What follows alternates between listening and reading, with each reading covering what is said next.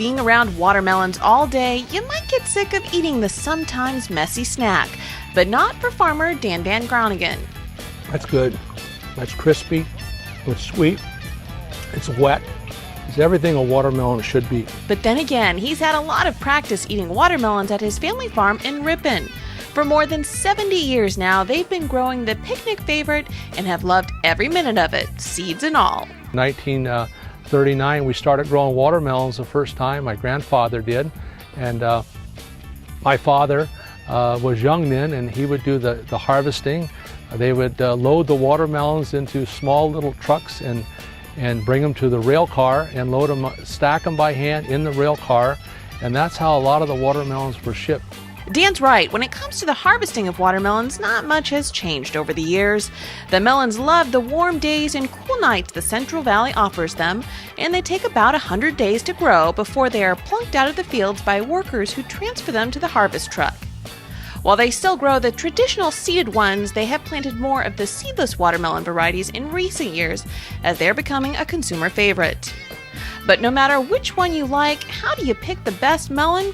We turn to the expert. So anyway, I would pick this watermelon simply because it's all filled out on the end. This is the fill out end. You know, here's where we cut the stem off right here.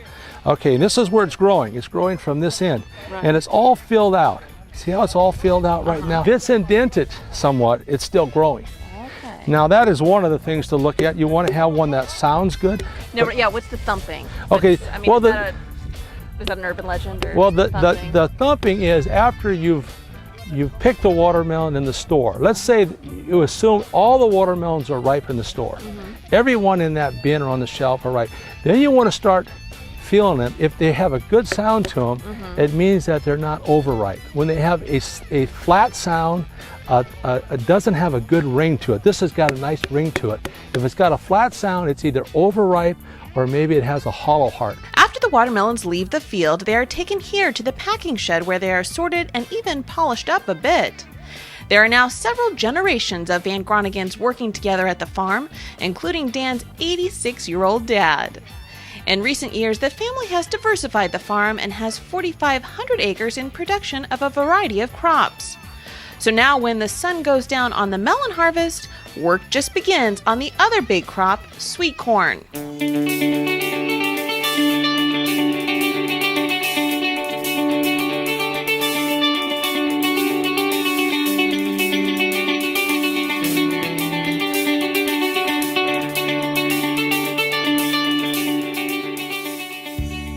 You know, we like to do it at night because the corn's cooler at night, and it takes less to get the heat out of the corn at night.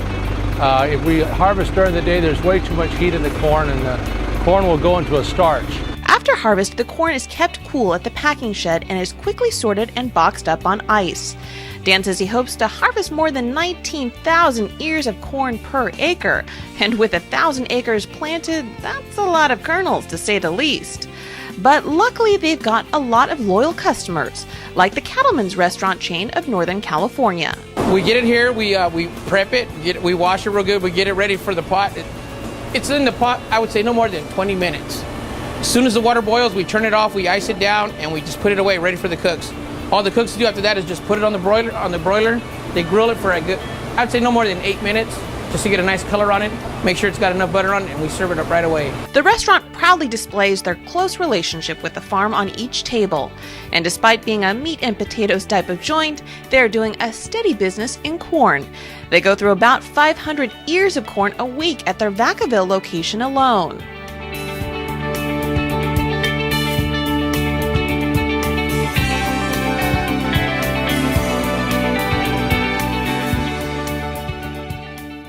But not all of us are fortunate enough to have a nice meal out.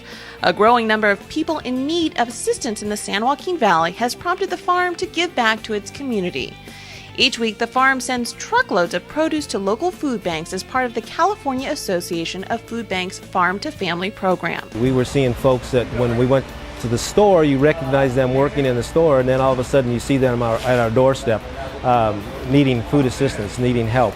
It's not just the single parent, the single mother, single father. You know, it's the working people that still can't make things ends meet. I think what each of us are given, if we're given much, we're required to give a lot. And I think that's very important. That's the way I was brought up too. You have to give. Giving back to the community that supported them for more than 70 years now is just one of the many reasons this family farm continues to thrive now and no doubt well into the future too. For California Country, I'm Tracy Sellers.